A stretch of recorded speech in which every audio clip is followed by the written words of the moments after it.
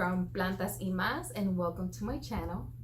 Today I want to speak to you about these pretty girls right here, the pothos, or let's see if I can pronounce this scientific name, Epiprenum aureum.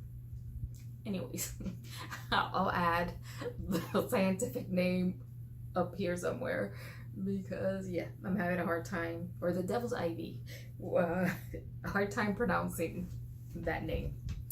Anyways, I have here the marble queen. As you see, all that splashiness, as if somebody threw some paint on these beautiful leaves. I think she is marvelous. She is a beauty. And then I have here the golden pothos, which also has a lot of variegation on some of the leaves. Some of the leaves are green, some of them look more painted on, and some are kind of splotchy, similar to the marble queen, but and some have white variegation. The golden pothos usually has, as you can see, the variegation is more yellow, so, but she is a mixed bag. And I also have the Gracias, the satin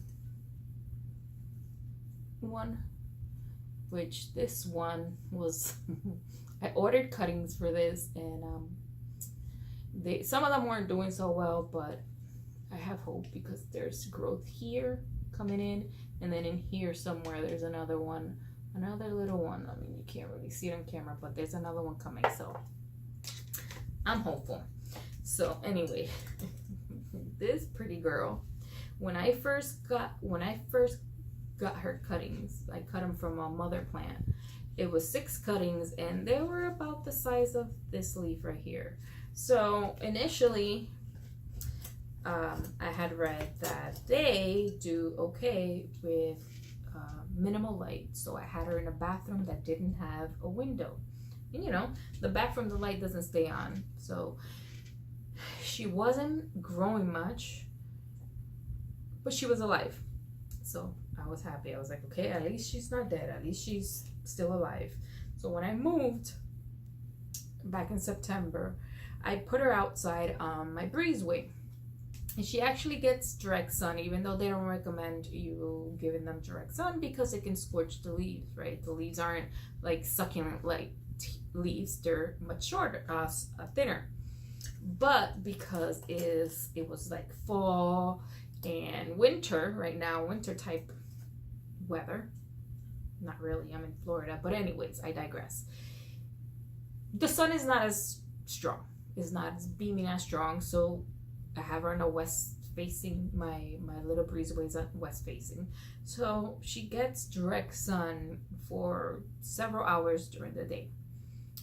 But I say that with caution because when summer comes, I'm not going to leave her out there. I'm not going to have her receiving that much sun because summers here are brutal and that sun is intense. Winter sun is a little less intense, so she's been able to handle the heat that she's getting from that sun that she's getting. But when summertime comes, that's not the same thing. I wouldn't recommend it. I don't know how she would do if you were to acclimate her, and you know, since she's been sitting out there like that in the sun receiving direct sun. But I would caution to keep a close eye because these leaves can easily burn. So for me, I wouldn't take the chance, and I won't be taking the chance because once that summer comes, she's coming inside. She'll get plenty of bright light to keep her going. What the bright light does is it helps with the variegation. It also helps to make the leaves a lot bigger.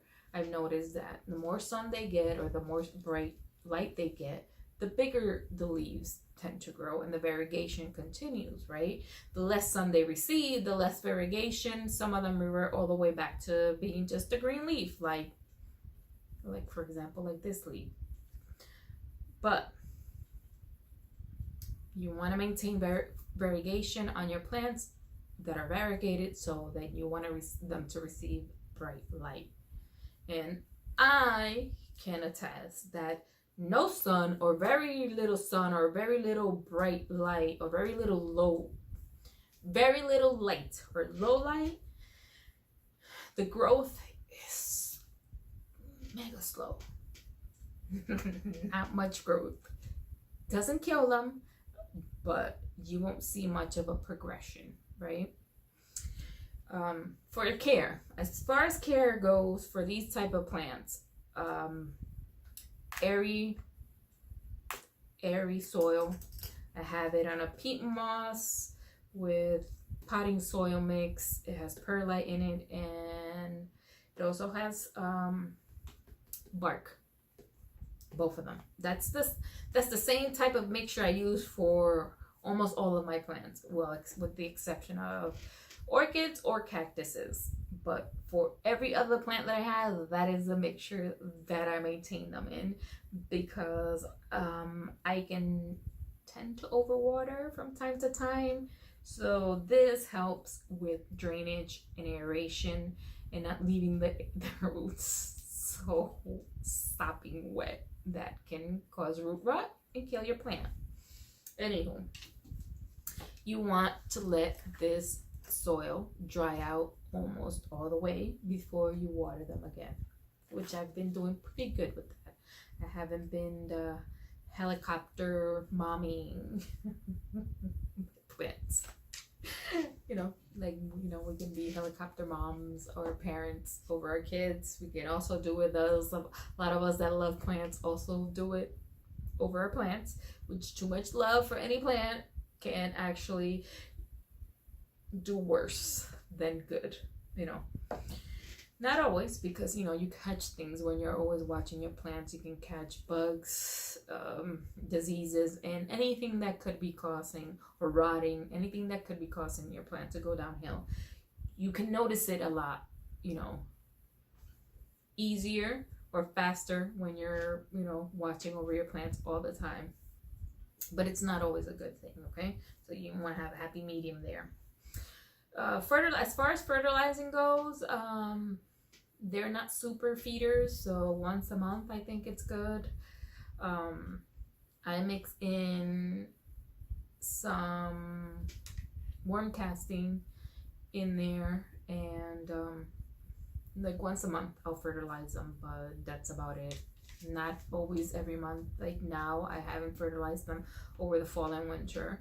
I'll begin in the spring to fertilize them, but they're growing, they're doing well, so I don't find the need to be over fertilizing or fertilizing them at this point. When as far as roots go, when you want to repot them is when you notice that the plant is pretty much root bound. It's filled with a bunch of roots, and roots are coming out the bottom. At that point, you know that it's time to repot your plants. Other than that, they're fine in the size container that they're in. These are trailing type of plants. Some people don't like the trailing, so you can always cut at where the node is, or if you want to propagate, right? Propagation. You see, this one is growing roots there, so you can cut right below that little node. There's a node there. That's where the new roots come out through. So right around there, you can cut it and either stick it directly back in the pot to fill it up more if you want like a full bushy plant, trailing, or if you like the trailing, then you let it trail all around. They look beautiful in hanging baskets as well. The hanging trails look beautiful when you hang them up in baskets, or you could have it on a bookshelf or a shelf and let it hang that way. It also looks beautiful. Not everybody likes the trailing, so a lot of people prefer bushiness, big bushiness up top, so they cut around and they stick the plant, whatever they're cutting, especially if they have roots already, and put them back in the soil, and it keeps filling in the pot. Some people, if they don't have roots, then you want to root them in water. Put them in water, let them root, and once they got about 2 to 4 inches worth of root, then you stick them in the dirt or the soil along with the rest of your plant. Or you make another little plant.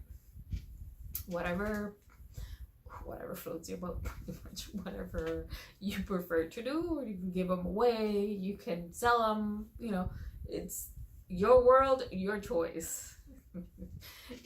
What else? What else is there to say about these beauty? Nothing. I don't think I have anything else to say about them.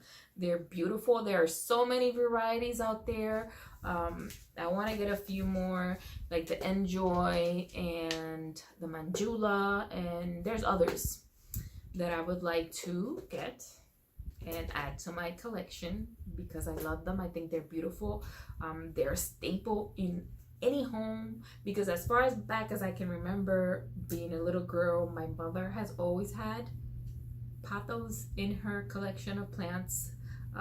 This actually comes from one of her mother plants that she's had. So she continues to live on, and it's been many, many, many years of this plant, and she's huge. Well, the mother plant is huge. So I was so happy to be able to get my cutting and keep her going myself. So she's been around for a few years. So for me, they are a staple. If you love plants, these are staples to have in your home, because, you know, almost every family has at least one pothos in their home. Lighting. If they don't get enough lighting, the leaves will be a lot smaller. I don't know if I said this already. The trailing, when you see the trailing and you see a huge gap between leaves, that also means not enough light. You want to put her closer to, you know, brighter light. In my home, windows are west facing, southwest, and west facing, so my plants get plenty of light. Not everybody gets that, so, you know, you want to make sure to keep, you know, be mindful of that if you want a lot of growth. If you don't mind and you don't care and you don't want them to grow a lot, then, you know, you keep them a little bit further away from the window or from where it's getting light, but you also want to make sure they get light, and, you know, they won't grow as fast. They'll grow and they'll stay alive, but they just won't grow as fast. Anyways, thank you so much for visiting my channel. Give it a thumbs up. Subscribe if you haven't. Visit my Instagram channel. I'll put the name here.